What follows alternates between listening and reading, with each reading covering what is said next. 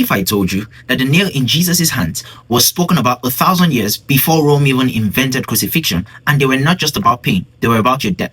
They were a legal transaction. David spoke about this in Psalm chapter 22 verse 16. He pierced my hands and feet. David writes this centuries before the crucifixion. This wasn't an accident of history. This was a prophecy, and it was the redemption plan. Fast forward, Paul tells us in Colossians chapter 2 verse 14, he cancelled the record of debts that stood against us, nailing it to the cross. In the Roman culture, anytime crime is committed, the crimes of the criminal are nailed above the criminal. And so Paul is telling you that your crimes were literally nailed with Jesus. As the nails pierced his hands, those were your debts that were being pierced into his hands. Every sin, every rebellion was nailed to the cross. And Isaiah tells us in Isaiah chapter 53, he says, he was pierced for our transgressions. Theologians call this the great exchange. Athanasius says he took what is ours and gave us what is.